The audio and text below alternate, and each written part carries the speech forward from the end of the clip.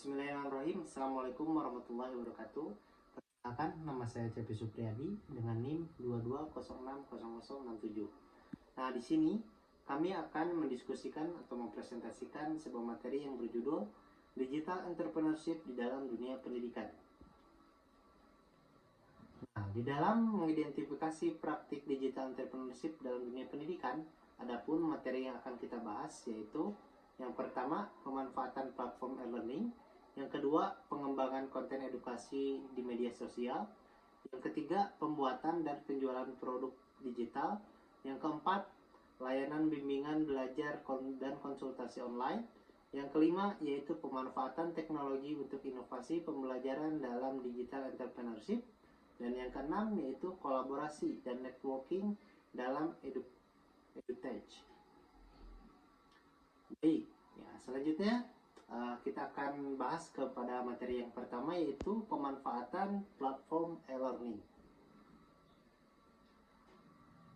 Dalam pemanfaatan platform e-learning, pengertiannya yaitu platform e-learning telah berkembang menjadi komponen penting di dalam dunia pendidikan dan pelatihan modern. E-learning atau electronic learning adalah sistem pembelajaran yang memanfaatkan media elektronik dan teknologi informasi komunikasi dalam penyampaian materi, interaksi, dan evaluasi pembelajaran. Platform e-learning menjadi wadah digital yang memungkinkan proses belajar mengajar terjadi tanpa batas waktu dan ruang. Nah, selanjutnya di sini ada jenis-jenis platform e-learning ya. Yang pertama yaitu Learning Management System atau LMS ya. Nah, di sini LMS ini yaitu berfungsi sebagai sistem yang mengelola seluruh aspek pembelajaran online. Kemudian yang kedua ada Massive Open Online Courses atau MOOCs, yaitu berfungsi menawarkan kursus terbuka untuk jumlah peserta yang lebih besar. Nah, contohnya mungkin Coursera atau Udemy. Kalau tadi LMS contohnya itu Moodle, Canvas, dan Blackboard. Selanjutnya ini yang ketiga ada Virtual Learning Environment. Virtual Learning Environment atau VLE ini sistem yaitu sistem yang menyediakan lingkungan belajar virtual interaktif. Nah, yang keempat, yang terakhir yaitu Mobile Learning Apps. Nah, mobile learning apps ini adalah sebuah aplikasi pembelajaran yang dioptimalkan untuk perangkat mobile. Ya. Kemudian, nah di sini ada manfaat dari e-learning ya, manfaat pemanfaatan e-learning. Nah, manfaatnya yaitu yang pertama bagi peserta didik dan ada juga bagi ajar ya. Yang bagi peserta didik yaitu yang pertama fleksibilitas waktu dan tempat. Nah, fleksibilitas waktu dan tempat yaitu kita bisa belajar kapan saja dan di mana saja. Kemudian akses materi yang lebih luas. Nah, di dalam akses materi yang lebih luas ini berbagai sumber belajar tersedia di dalam berbagai format. Kemudian personalisasi pembelajaran. Dalam personalisasi pembelajaran ini, kecepatan belajar disesuaikan dengan kebutuhan individu para siswa. Keempat, ada pengalaman multimedia, yaitu konten interaktif meningkatkan pemahaman. Kelima, ada pengembangan keterampilan digital, yaitu mampu melatih kemampuan menggunakan teknologi. Selanjutnya, bagi pengajar, manfaatnya yaitu efisiensi administratif. Tentu saja ya, otomatisasi pengelolaan seperti tugas, nilai, dan absensi sangat bermanfaat ya, efisiensi administratif. Kemudian analisis data pembelajaran. Di dalam analisis data pembelajaran ini mampu memantau kemajuan siswa secara real time. Kemudian inovasi metode pengajaran, yaitu mengembangkan strategi pembelajaran yang baru. Dan jangkauan yang lebih luas. Di dalam jangkauan yang lebih luas ini pengajar atau guru di sini mampu mengajar tanpa batas geografis ya. Kemudian yang terakhir yaitu bagi guru kolaborasi antar pendidik. Nah, manfaatnya itu bisa berbagai materi atau praktik yang terbaik bisa dikolaborasikan. Selanjutnya kita masuk ke materi yang kedua, yaitu pengembangan konten edukasi media sosial.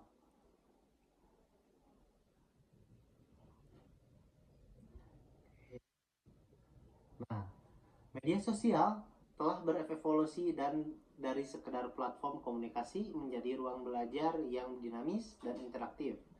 Kemudian, konten edukasi di media sosial adalah materi pembelajaran yang dikemas secara menarik dan disebarkan melalui platform media sosial untuk tujuan pendidikan, berbagai pengetahuan, dan pengembangan keterampilan. Nah, konten ini menggabungkan antara nilai hiburan, entertainment, dengan pendidikan, yaitu edukasi, yang sering disebut sebagai edutainment. Selanjutnya, di sini ada jenis platform media sosial untuk konten edukasi. Nah, mungkin dari rekan-rekan semua sudah tidak asing ya dengan logo-logo yang ada di layar tersebut ya. Yang pertama tentu saja ada Instagram, yang kedua ada YouTube, yang ketiga ada TikTok, dan keempat ada Facebook. Nah, di sini jenis platform media sosial ini kita bahas satu persatu ya. Instagram. Nah, tentu di dalam Instagram itu ada konten edukasinya seperti stories dan reels untuk tutorial yang sangat singkat. Kemudian carousel post untuk informasi yang bertahap. Kemudian ada IGTV. Nah, IGTV ini untuk konten video yang lebih panjang. Kemudian di dalam YouTube, konten edukasi di dalam YouTube itu tentu saja ada video tutorial yang komprehensif ya. Kemudian ada seri pembelajaran yang sangat terstruktur dan ada juga live streaming untuk kelas interaktif. Nah, bukan hal yang lain juga apabila di dalam YouTube itu YouTube, Instagram, dan media sosial yang lain itu mampu mengambil keuntungan gitu ya, atau mendapatkan keuntungan dari berbagai konten edukasi tersebut gitu, bisa menjadi hasil yang luar biasa bagi kita gitu ya. Kemudian ada TikTok. Nah, yang ketiga ada TikTok. TikTok tentu saja sudah tidak asing ya dari kehidupan kita mungkin ya, apalagi akhir-akhir ini banyak sekali konten-konten edukasi yang ada di dalam TikTok ya. Banyak sekali contohnya, mungkin ada edukasi pembelajaran matematika yang sering dipost oleh Jerome Pauline ya. Di situ ada cara cepat belajar matematika dan lain sebagainya ya. Dalam TikTok itu tentu saja ada konten edukasi yang sangat singkat namun menarik ya. Kemudian tren edukatif juga dengan hashtagnya khusus. Apabila ada hashtag dengan hashtag tertentu, itu menjadi hal yang akan sering kita jumpai nantinya. Nah, kemudian di dalam TikTok juga ada demonstrasi cepat dan tips yang lebih praktis ya. Sekali manfaatnya di dalam media sosial untuk konten edukasi TikTok ini. Selanjutnya ada Facebook gitu ya. Facebook ini tentu saja menjadi grup belajar tematik. Tentu saja kalau kita dapat memanfaatkan dengan baik, menjadikan konten edukasi yang baik juga. Kemudian di dalam Facebook ada live video untuk webinar dan workshop, dan ada resource sharing dan komunitas. Nah, selanjutnya ada strategi pengembangan konten edukasi. Di dalam strategi tentu saja ada perencanaan yang strategis, format dan jenis konten, dan tentu saja ada produksi konten yang berkualitas. Di dalam perencanaan strategis, yang pertama identifikasi audiens, tentu saja harus diidentifikasi. Kemudian penentuan tujuan pembelajaran, dan yang ketiga ada riset keyword dan topiknya, harus kita riset dulu. Kemudian di dalam format dan jenis konten ada konten visual, konten video, konten interaktif, dan konten tekstual. Dan terakhir di dalam produksi berkualitas ini tentu saja poin-poinnya yaitu kekurangan informasi, desain dan estetika, dan penggunaan bahasa serta optimalisasi platform. Bismillahirrahmanirrahim. Saya Nantari Syabania dengan NIM 220600075. Di sini saya berkesempatan untuk memaparkan materi mengenai pembuatan dan penjualan produk digital. Nah, Apa sih itu produk digital? Produk digital itu adalah segala bentuk barang ataupun produk non fisik ya yang dikemas dalam format secara digital. Nah, barang atau layanan yang berbentuk non digital ini, berbentuk non fisik ini tuh dapat dikirimkan secara elektronik gitu. Nah, di dalam bidang pendidikan itu sendiri, ini mencakup konten seperti alat bantu belajar ataupun akses pembelajaran yang dapat diakses tentunya secara online. Nah, karakteristik dari produk digital ini sendiri itu pertama dia tidak berwujud atau tidak ada fisiknya, lalu kedua juga dia dapat diunduh dan dapat diakses melalui internet, bisa berupa konten ataupun software, layanan online atau media digital lainnya. Nah, di sini aku gak bakalan banyak memaparkan materi karena di sini aku bakal mengajak kalian semua untuk mempraktekannya secara langsung mengenai pembuatan dan penjualan produk digital ini. Nah, sebelum kita ke prakteknya, di sini saya akan memberikan dulu contoh-contoh dari produk digital. Pertama, contoh produk digital pertama ada e-book edukasi. E-book edukasi ini biasanya berisi tentang materi pelajaran, tips belajar, atau panduan yang dapat kalian akses atau unduh secara digital atau secara online. Kedua nih ada video pembelajaran. Dalam video pembelajaran tentu seperti materi pelajaran yang dibentuk dalam video singkat, biasanya kita dengan mudah dapat diakses melalui YouTube. Itu termasuk contoh produk digital juga. Contoh produk digital selanjutnya itu ada template tugas atau presentasi seperti desain siap pakai ya yang biasa kita gunakan untuk tugas kuliah ataupun tugas sekolah. Contoh produk digital yang selanjutnya itu adalah worksheet atau modul interaktif. Nah, biasanya worksheet atau modul interaktif ini seperti lembar kerja yang dapat diunduh, lalu diisi langsung. Nah, biasanya tentu dalam bentuk PDF interaktif. Next, di sini aku bakal memperkenalkan saja mengenai platform penjualan produk digital. Pertama, di sini platformnya ada marketplace edukasi. Nah, marketplace edukasi ini adalah marketplace atau platform penjualan yang khusus untuk menjual produk-produk edukasi. Untuk marketplace edukasi yang pertama yaitu ada Teachable. Teachable ini adalah khusus untuk penjualan kursus online dan materi edukatif. Ini tuh sangat cocok untuk guru, pelatih, kreator, dan konten edukasi. Marketplace selanjutnya ada Udemy. Udemy ini adalah marketplace global untuk jual beli kursus digital yang fokus pada video pembelajaran berbagai topik. Siapa saja bisa menjadi instruktur dan menjual kursus di aplikasi atau platform Udemy ini. Platform selanjutnya ada Skillshare. Nah, dalam Skillshare ini adalah platform edukasi online berbasis video kursus yang fokus pada kreativitas, desain, ilustrasi, fotografi, menulis, dan lain-lain. Nah, di Skillshare ini siapa saja bisa jadi pengajar dan berbagi keterampilannya. Platform penjualan produk digital selanjutnya ada marketplace umum, dalam artian tidak hanya menjual produk yang berbasis edukasi saja. Nah, pertama di sini ada Tokopedia, kedua ada Shopee Edu, ketiga ada Gumroad, keempat ada Payhip. Untuk Tokopedia dan Shopee Edu mungkin semua rekan-rekan sudah mengetahuinya gitu ya, bahwa Tokopedia dan Shopee ini adalah marketplace yang menjual produk termasuk produk edukasi seperti buku, e-book, alat belajar, ataupun produk edukasi lainnya.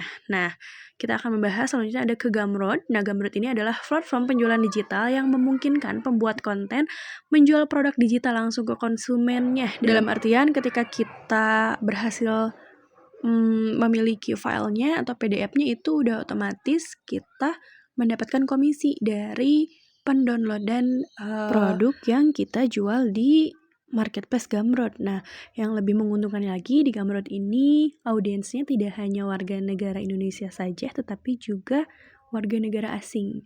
Nah, selanjutnya ada Payhip. Nah, Payhip ini adalah platform penjualan produk digital yang kurang lebih sama seperti Gumroad.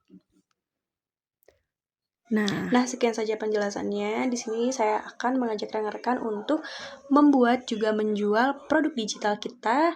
Kita akan mempraktekannya secara langsung. So, aku udah bikin video tutorialnya, jadi selamat menyaksikan.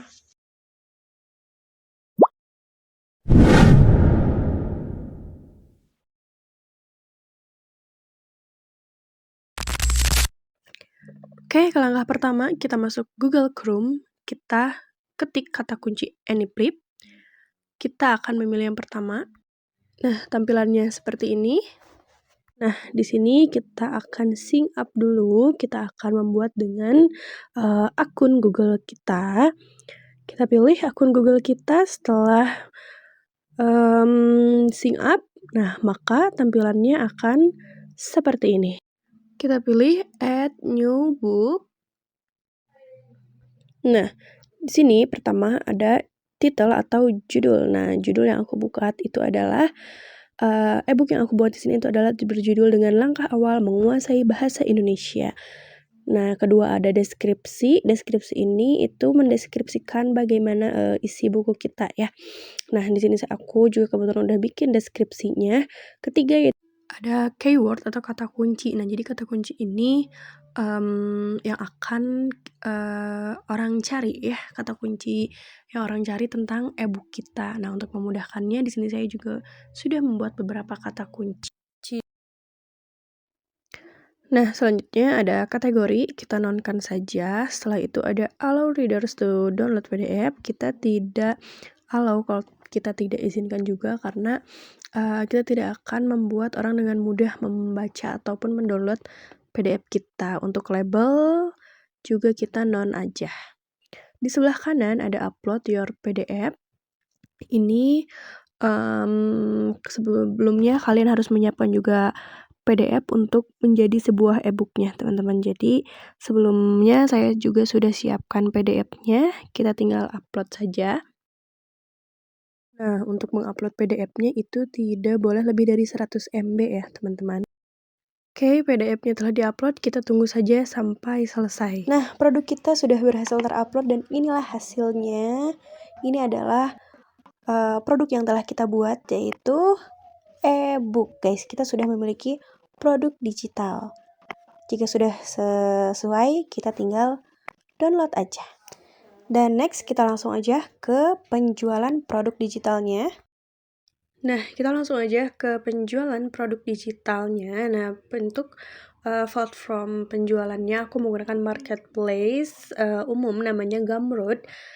Kenapa aku pilih Gumroad? Karena platform ini tuh tidak hanya untuk warga negara Indonesia saja, tetapi bisa juga untuk negara asing. Jadi target kita itu tidak hanya warga negara Indonesia, tetapi juga warga negara asing. Oke, kita langsung aja ke tutorial cara menjual produk kita di marketplace Gumroad. Selamat menyaksikan. Nah, ini adalah homepage dari platform Gumroad. Di sini ada menu home. Nah, ini tuh di home-nya tampilannya seperti ini. Untuk membuat produk kita tinggal klik aja create your first product karena ini produk pertama aku, jadi kita klik aja create first your product. Setelah itu tampilannya akan seperti ini. Nah, di sini ada nama, lalu ada pilihan e-booknya, lalu ada harganya. Untuk harganya ini bisa disesuaikan aja ya dengan keinginan kalian. Jadi bisa ditentukan oleh kalian sendiri. Misalkan di sini aku menentukan harga untuk e-book harga jual untuk e-book aku itu adalah $5. Setelah menentukan harga, kita langsung aja scroll ke atas, kita tinggal klik next customize.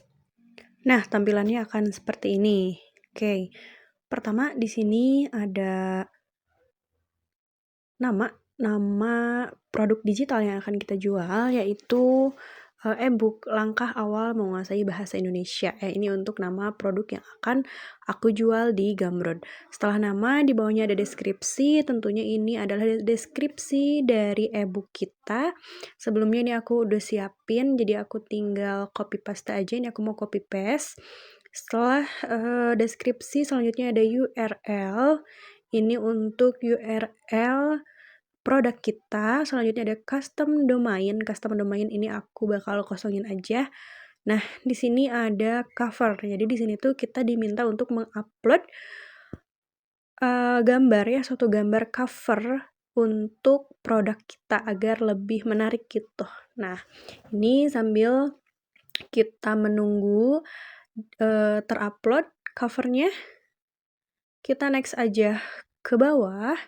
Di sini ada produk info. Nah, pertama ada call to action, kayak kita tuh ada 3 pilihan, ini ada I want this, ada buy this. Nah, di sini aku bakal pilih yang buy this-nya aja. Nah, di sebelah kanan itu juga kita bisa lihat preview-nya. Ini adalah cover yang udah kita upload ya. Ini covernya sudah terupload. Jadi ini tuh nanti tampilan yang akan ada di Gumroad-nya tuh seperti ini di ketika kita mencari produknya. Nah, untuk summary itu yang bisa kita dapatkan itu adalah misalkan PDF ataupun Word ataupun PNG mungkin. Kalau misalkan kita menjual LKPD mungkin bisa PNG. Nah, di sini karena ebook aku PDF sama Word. Selanjutnya kita ke bawah ini ada integration, kita kosongkan aja. Nah, untuk pricing tadi ini sudah kita tentukan di awal tadi, itu aku menentukan $5 ya. Nah, tapi ada pilihan juga nih, ada allow customer to pay what they want ini untuk menentukan istilahnya tuh harga yang telah kita tentukan itu masih bisa ditawar gitu, tapi ditawarnya tidak bisa seenaknya gitu, jadi ada minimumnya juga, minimum penawarannya. Nah, kita coba aja di angka 4. Selanjutnya kita scroll ke bawah. Lagi di sini ada version. Versionnya jika ini tuh bukunya ada versi-versinya gitu ya, karena tidak ada jadi kita lewat aja. Di bawahnya ada setting, ini yang awal ada limit product sales. Ini jika kalian ingin membatasi produk yang akan kalian jual. Next, kita tinggal save and change. Nah, ketika sudah di save and change, kita tinggal memasukkan kontennya atau produk yang akan kita jualnya. Kita akan mengupload produk digital yang sudah kita buat, yaitu ebook yang tadi sudah aku buat di awal. Kita tunggu ini sedang di-upload. Kita tunggu aja sampai selesai. Nah, ketika sudah selesai, PDF terupload, kita tinggal download aja dulu. Setelah di-download, jangan lupa kita tinggal publish and continue. Oke, ebook kita sudah berhasil kita upload. Tinggal kita share, sudah kita publish. Nah, setelah terpublish, nanti di produk kita statusnya itu akan publish ya. Kalau jika sudah terpublish, maka produk kita akan muncul di katalog aplikasi Gumroad gitu, sesuai dengan SEO kita yang kita cari, seperti itu. Nah, jika sudah produk kita ada di katalog Gumroad, sudah terpublish, maka kita tinggal menunggu saja produk kita terjual. Nah, tentunya ini dapat menjadi passive income yang cocok gitu bagi kita para pendidik ataupun bagi mahasiswa begitu. Nah, inilah tampilan dari produk digital yang telah saya buat di aplikasi AnyFlip, yaitu ebook, dan telah saya coba jual di marketplace Gumroad. Nah, jika teman-teman ingin membelinya, bisa banget nanti aku share linknya. Ini adalah tampilan jika kalian ingin membeli, harganya murah, cuman $5 aja guys. Nah, tidak hanya itu, aku juga bakal ngenalin di Gumroad juga ada salah satu program affiliate. Jadi di mana kita share link, jika produk itu terjual, kita akan dapat komisinya juga gitu dari sellernya atau dari penjualnya. Nah, itu tadi video mengenai pembuatan dan penjualan produk digital. Selain kita telah membuat juga menjual, tentunya keuntungan dari kita membuat dan produk digital ini adalah kita akan mendapatkan passive income gitu ya. Ini tuh sangat cocok untuk kita, terutama mahasiswa maupun pelajar maupun pendidik, untuk mendapatkan passive income yang sesuai gitu dengan keahlian kita. Oke, poin keempat mengenai layanan bimbingan belajar dan konsultasi online. Nah, selanjutnya saya akan menjelaskan layanan bimbingan belajar online dan layanan konsultasi pendidikan online. Nah, bimbingan belajar online menyediakan materi ajar, video pembelajaran, hingga tutor daring yang membantu siswa belajar secara fleksibel. Sedangkan konsultasi online membantu siswa dan orang tua dalam memilih jurusan, kampus, hingga persiapan studi ke luar negeri. Nah, layanan ini biasanya berbasis aplikasi atau video call. Berikut adalah beberapa platform bimbingan belajar online dan platform konsultasi pendidikan online. Di sini ada 4 platform bimbingan belajar online yaitu ada Ruang Guru, Zenius, Kuiper, dan Brandly. Selanjutnya Ruang Guru. Nah, memfokuskan yaitu membantu siswa belajar secara online dengan konten yang sesuai kurikulum nasional. Nah, layanan utama dari Ruang Guru yaitu video pembelajaran interaktif, pelatihan soal, sesi bimbingan privat secara online, dan TO online berupa simulasi ujian nasional dan ujian masuk PTN. Nah, model bisnis dari Ruang Guru berbasis berlangganan dan program kemitraan dengan sekolah atau sektor publik. Kemudian peran digital entrepreneurship-nya mendorong akses belajar di daerah 3T dan memperdayakan tenaga pengajar melalui platform digital. Selanjutnya Zenius. Nah, layanan utama dari Zenius ini video pembelajaran berbasis konsep dan logika, kemudian latihan soal dan pembahasan serta akses materi untuk UTBK, UN, dan sekolah. Nah, model bisnis dari Zenius ini adalah freemium, yang artinya itu konten dasarnya gratis, dan fitur premium ini ada fitur premium juga yang berbayar, serta beberapa program kerjasama dengan sekolah dan lembaga lain. Nah, peran digital entrepreneurship-nya itu membangun budaya belajar mandiri berbasis teknologi, serta menawarkan pengalaman belajar berbasis critical thinking. Selanjutnya ada Kuiper. Nah, fokus utamanya itu pada learning management system. Nah, layanan utamanya itu platform pembelajaran untuk guru.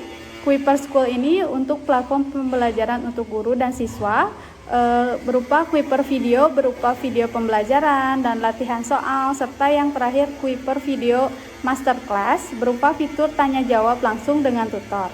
Nah, model bisnis dari Kuiper yaitu B2C berupa paket langganan untuk siswa, serta B2B berupa kerjasama dengan sekolah dan pemerintahan. Nah, peran digital entrepreneurship-nya itu mendorong digitalisasi sekolah dan meningkatkan efisiensi dan kualitas proses belajar mengajar.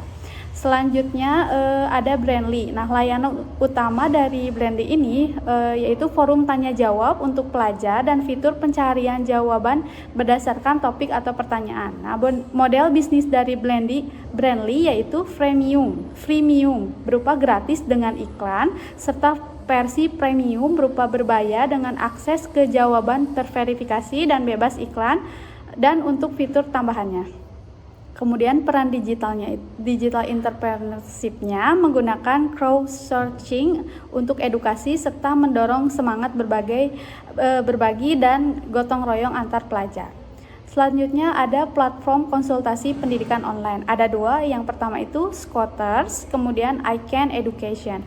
Selanjutnya Scholars. Nah, Scholars ini fokus pada layanan konsultasi studi luar negeri, menyediakan layanan seperti kursus TOEFL, konsultasi beasiswa, bimbingan pendaftaran dan dokumen, penulisan esai, dan interview. Nah, model bisnis dari Scholars ini B2C, paket layanan berbayar, dan B2B, kerjasama universitas. Nah, peran digital entrepreneurship-nya itu inovasi layanan konsultasi berbasis teknologi, kemudian personalisasi bimbingan melalui platform online, dan perluasan akses pendidikan global. Selanjutnya yang terakhir iCan Education atau IKIN, yaitu berupa konsultasi pendidikan luar negeri, menyediakan konsultasi universitas dan jurusan, pengurusan visa, webinar, dan simulasi tes, bimbingan akademik dan bahasa. Nah, model bisnisnya dari iCan Education ini yaitu B2C, jasa konsultasi, kemudian B2B, komisi universitas mitra. Nah, peran digital entrepreneurship-nya itu ada adaptasi layanan konsultasi ke format online, menjangkau siswa dari seluruh wilayah, meningkatkan efisiensi dan akses layanan pendidikan. Mungkin itu saja. Yang selanjutnya, pemanfaatan teknologi untuk inovasi pembelajaran dalam digital entrepreneurship. Ada 10 pemanfaatan teknologi. Yang pertama, integrasi platform digital sebagai media pembelajaran. Teknologi seperti Google Classroom, Moodle, atau Edmodo bisa digunakan sebagai tempat belajar tentang kewirausahaan digital. Nah, siswa bisa mengakses materi, mengumpulkan tugas, atau mengikuti ujian secara online. Selain itu, aplikasi video seperti YouTube, Zoom, atau Microsoft Teams dapat digunakan untuk berdiskusi atau mempresentasikan ide bisnis secara langsung dan interaktif. Pemanfaatan kedua, penggunaan simulasi dan game edukasi bisnis digital. Nah, aplikasi seperti Tycoon, Games, atau bisnis simulator memungkinkan siswa berlatih bagaimana menjalankan bisnis secara virtual. Mereka bisa mencoba membuat keputusan, melihat dampaknya, dan belajar dari kesalahan. Selain itu, adanya sistem permainan gamifikasi seperti tantangan, poin, dan papan peringkat membuat proses belajar lebih menyenangkan dan menarik. Yang ketiga, pemanfaatan augmented reality (AR) dan virtual reality (VR). Dengan AR dan VR, siswa bisa merasakan pengalaman seperti sedang berada di toko virtual, melihat bagaimana alur kerja bisnis digital, atau berperan sebagai pebisnis dalam simulasi. Nah, ini sangat bermanfaat untuk mengenalkan konsep seperti pasar digital, desain produk, dan strategi promosi. Yang selanjutnya, pemrograman dan tools no code atau low code. Nah, alat seperti Canva, Wix, atau Shopify membantu siswa membuat produk digital seperti poster, website, atau toko online dengan mudah tanpa perlu tahu coding. Bagi siswa yang lebih mahir, mereka bisa belajar dasar-dasar pemrograman seperti HTML, CSS, atau JavaScript untuk membuat website sendiri. Nah, yang selanjutnya, kolaborasi digital dan manajemen proyek berbasis teknologi. Nah, aplikasi seperti Trello, Notion, Slack, dan Google Workshop bisa digunakan siswa untuk bekerja sama dalam tim, mengatur jadwal, membagi tugas, dan mengelola proyek bisnis digital. Ini membantu mereka belajar cara kerja tim di dunia kerja yang sebenarnya, terutama dalam startup atau usaha digital. Yang selanjutnya ada akses ke big data dan analitik. Nah, siswa bisa belajar membaca data penjualan dan perilaku pelanggan dari aplikasi seperti Google Analytics, Shopee Seller Center, atau Meta Business Suite. Dengan data ini mereka bisa menganalisis pasar dan membuat strategi bisnis yang lebih tepat sasaran. Yang selanjutnya ada kecerdasan buatan AI. Dalam pembelajaran dan pengembangan produk AI seperti ChatGPT dapat membantu siswa membuat tulisan promosi, ide produk, atau menjawab pertanyaan seputar bisnis. Nah, AI ini juga bisa memberikan saran materi belajar yang sesuai dengan kebutuhan masing-masing siswa. Untuk yang selanjutnya, penerapan sosial media untuk praktik branding dan digital marketing. Siswa bisa mencoba membuat akun bisnis simulatif di Instagram, TikTok, atau Facebook untuk mempraktikkan cara membuat konten promosi, membangun merek, dan menjangkau pelanggan. Mereka juga bisa mencoba simulasi iklan berlayar dan belajar menghitung hasilnya seperti jumlah klik atau tingkat interaksi. Yang selanjutnya ada pembelajaran berbasis project based learning dengan pendekatan kewirausahaan digital. Nah, siswa diberi tugas untuk membuat proyek ide bisnis digital. Mereka harus melalui proses mulai dari mencari tahu kebutuhan pasar, membuat merek, merancang produk, mempromosikannya secara digital, sampai melakukan evaluasi. Ini membantu mereka berpikir seperti seorang wirausahawan digital yang kreatif dan mampu menyelesaikan masalah. Yang terakhir, marketplace internal atau sekolah virtual. Sekolah bisa menyediakan platform atau website sederhana untuk siswa memasarkan produk atau jasa mereka. Ini seperti pasar mini di lingkungan sekolah, tapi berbasis digital. Kolaborasi dan networking dalam edutech. Nah, di sini terbagi menjadi dua kata, yaitu kolaborasi dan networking. Nah, kolaborasi yaitu kerjasama antara berbagai pihak dalam ekosistem pendidikan seperti guru, siswa, institusi pendidikan, dan penyedia teknologi untuk mencapai tujuan pembelajaran yang lebih efektif. Nah, networking sendiri yaitu proses membangun dan memelihara hubungan profesional yang dapat mendukung pertukaran informasi, sumber daya, dan peluang dalam bidang pendidikan teknologi. Nah, kolaborasi dan networking dalam edutech dapat dilakukan melalui internet, kerjasama antar lembaga, dan berbagai bentuk kerjasama lainnya. Nah, tujuannya adalah untuk meningkatkan kualitas pembelajaran, serta memperluas wawasan dan mendapat peluang baru. Nah, internet juga sudah membuka peluang besar untuk kolaborasi lintas batas. Nah, contohnya yaitu edukasi cendekia, atau bisa kita lihat seperti yang sering kita akses yaitu di Google Scholar. Nah, yaitu cendekia memanfaatkan internet untuk menjalin kerjasama dengan universitas, lembaga pemerintah, dan sektor swasta, baik dalam negeri maupun luar negeri.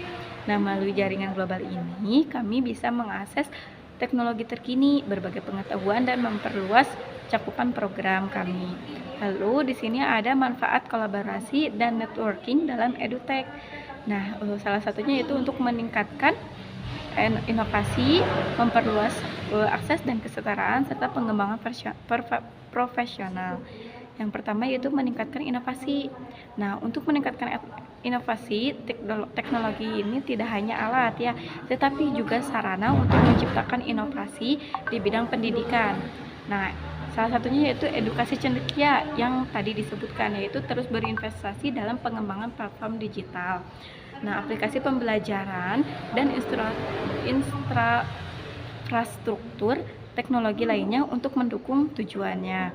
Nah, dengan mengintegrasikan edutech website, media sosial, dan internet, kita berharap bisa menciptakan pendidikan yang lebih inklusif, modern, dan relevan dengan kebutuhan di masa depan yang akan datang. Begitu.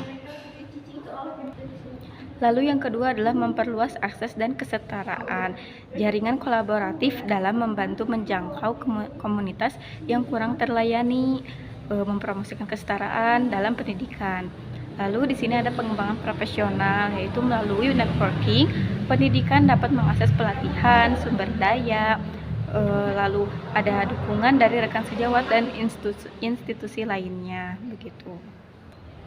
Lalu di sini ada peran edutech dalam pendidikan. Nah, edutech menawarkan berbagai solusi seperti pembelajaran daring, aplikasi edukasi, dan platform berbasis artificial intelligence, atau yang bisa kita sebut AI, seperti yang biasa kita pakai, yaitu sudah tidak asing, yaitu ChatGPT.